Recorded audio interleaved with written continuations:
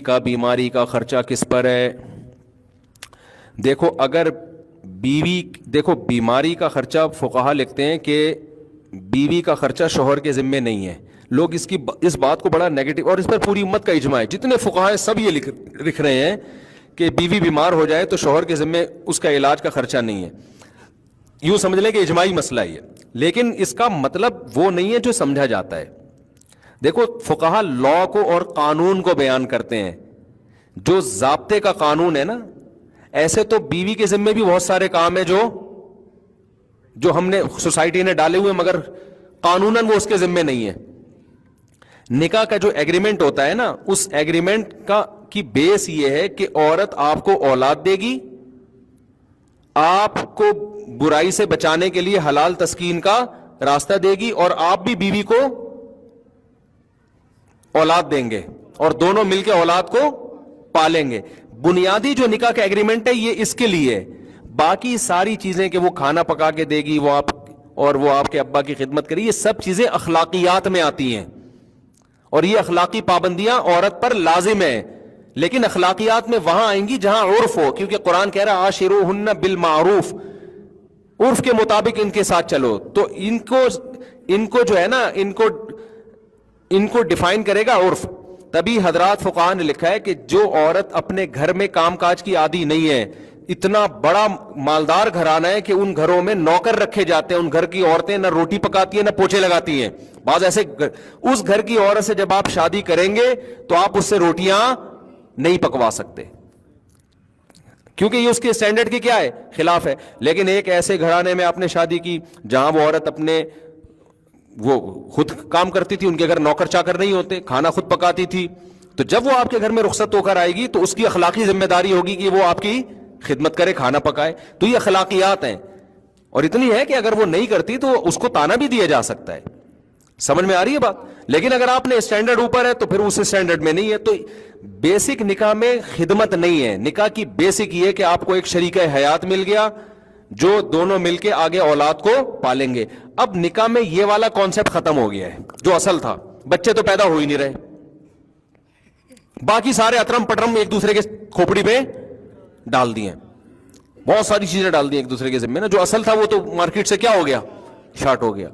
تو اب یہ بات سمجھیں کہ یہ جو حضرات فقہا بیان کرتے ہیں نا کہ مرد پر علاج بیوی کا لازم نہیں ہے، یہ اس لیے بیان کرتے ہیں کہ سرے سے اسلام میں علاج ہی لازم نہیں ہے. اپنا بھی نہیں ہے تو بیوی کا کہاں سے ہوگا؟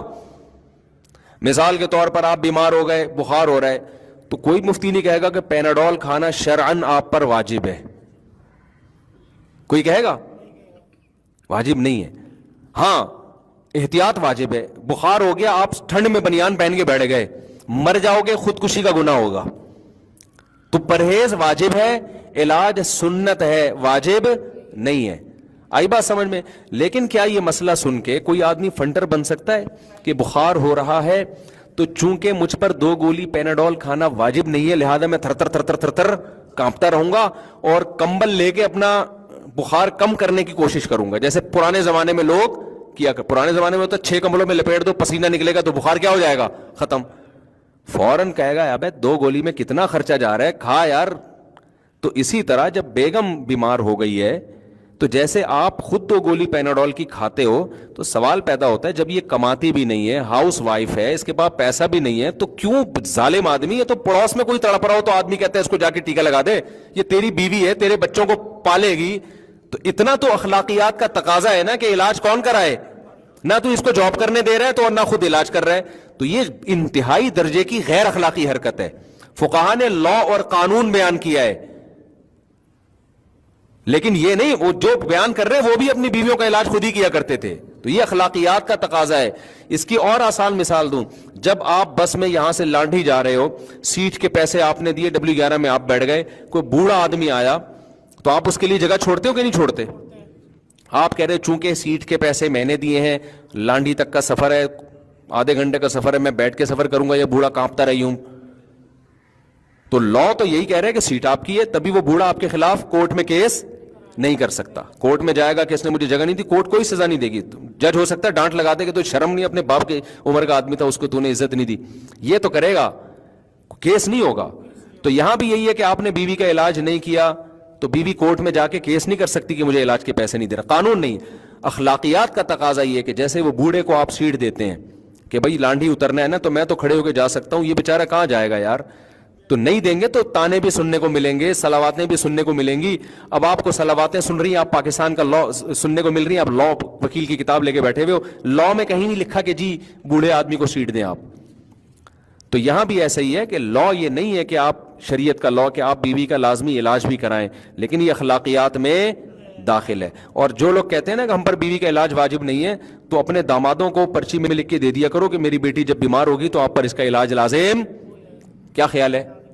یورپ میں جو انگریز عورتیں جو ہے نا وہ یہ بات آسانی سے ایکسپٹ کر لیتی ہیں کہ مرد دو شادیاں اگر آپ بیمار کیونکہ ان کو پتا ہوتا ہے کہ مرد کی دوستیاں بہت عورتوں سے کا گناہ ہوگا, لیکن جو سیکولر لبرل لوگ ہیں, نام نہاد لبرلز کی بات کر رہا ہوں میں, یہ کرتے کیا ہے, ان کی دکھانے کو ایک بیوی ہوتی ہے, لیکن ان کی عورتوں کو بھی پتا ہوتا ہے کہ ان کے تعلقات, ایک آدمی کو بخار ہو رہا ہے نہیں کھا رہا, دفتر میں ان کی جو سیکرٹری ہے وہ الگ ہے, وہ ایک الگ عذاب بنی ہوئی ہے بیوی کے لیے, انتہائی وہ بیمار بھی چھان چھان کے رکھتا ہے, قریب نہیں پٹکنے دیتے تھے, اس کی کوالیفیکیشن سے زیادہ اس کی شکل دیکھی جا رہی ہے, اور لمبی عمریں پائی اور پھر باہر جا کے کیا کچھ کر رہا ہے, یورپ جا رہا ہے, فلاں ملک جا رہا ہے, پتہ نہیں کیا کر رہا ہے. ہمارے حضرت تو یہ جو انگریز عورتیں ہوتی ہیں یہ زیادہ آسانی سے ایکسپٹ کر لیتی ہیں جب یہ اسلام قبول کرتی ہیں نا, تو یہ ایکسپٹ کر لیتی ہیں کہ ہمارے شوہر کی دوسری بیوی ہو, کیونکہ انہوں نے وہ تباہی والا دور دیکھا ہوتا ہے.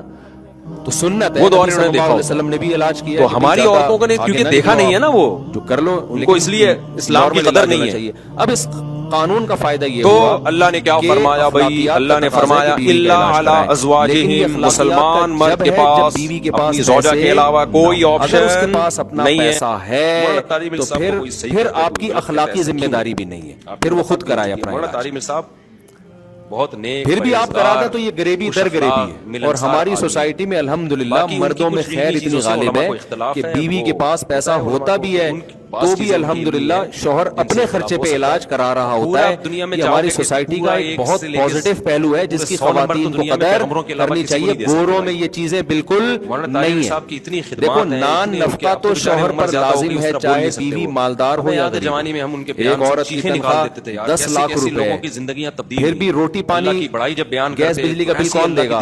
شوہر. لوگ ان کا مذاق اڑا رہے ہیں, لیکن کیونکہ وہ تو اس کے ذمہ ویسے ہی لازم ہے نا, اس کا عورت کے مالدار یا غریب ہونے سے کوئی تعلق نہیں ہے, لیکن علاج چونکہ لازم نہیں ہے. اب اس قانون کا یہاں نتیجہ نکلے گا کہ اخلاقی پابندی ہے. تو اخلاقی میں یہ ہے کہ بھائی جو بیمار ہے سب سے پہلے تو اپنے جو بڑے لوگ ہوتے اپنے ہیں پیسوں سے اپنے اوپر خرچ کرے گا. تو بس چشم تو اس لیے خواتین کے پاس اگر باپ کی پراپرٹی ہے, بیمار ہو جاتی ہے, ان کا ساتھ مت دو. یہاں وہ جیسے زکات اپنے پیسوں سے نکالیں گے اپنے سونے کی, وہ شوہر پہ لازم نہیں ہے, لیکن شوہر پھر بھی الحمدللہ دل بڑا کر کے دے دیتا ہے. قربانی عورت اپنے پیسوں سے کرے گی, لیکن ہماری سوسائٹی میں اللہ کا شکر ہے مرد دل بڑا کر کے بیوی کی طرف سے بھی حصہ ڈال دیتے ہیں. تو ایسے ہی بیوی جب بیمار ہوتی ہے, ہمارے گھر میں بھی ایسے ہی, ہمارے گھر میں کبھی کوئی بیمار